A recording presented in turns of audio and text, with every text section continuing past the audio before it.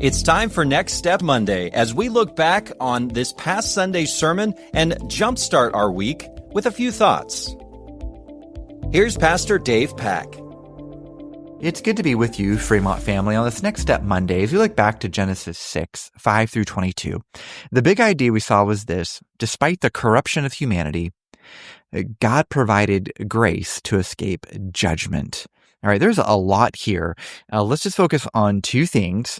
The two doctrines, two teachings, the reality of sin, or we could say original sin, and the teaching or the doctrine of grace. So in verse 5, this paints an ugly picture of the human race.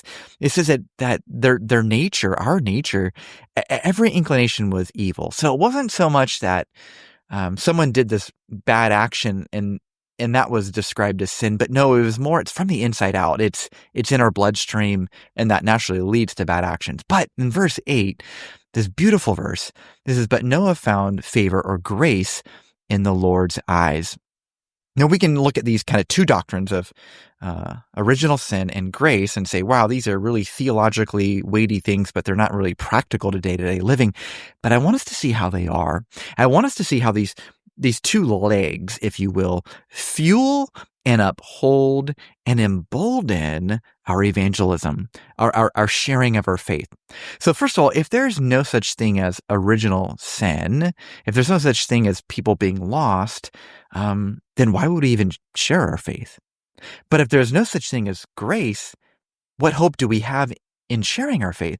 If there's no such thing as sin, then why bother? Why bother getting off the couch if there's no need to be rescued? But if there's no such thing as grace, then that's going to feel crushing for us, because what that means is we're going to feel like in order to share our faith, we have to have just the right words. And if somehow we mess it up, that it's all our fault and it all rests on us. But oh no, grace does not allow us to take that sort of responsibility. We are responsible to be faithful. We are responsible to share our faith. But at the end of the day, the results all depend upon God's grace. So I would encourage us this week, let's reflect, let's meditate on the reality of sin. So humanity does need to be rescued, but let us also meditate on the reality of grace. And as these are fused together, we will be fueled by compassion. People do need to be saved, but we will also be fueled by confidence. God provides the grace. So I'll be praying for you and for us as a church as we reflect on these two truths this week.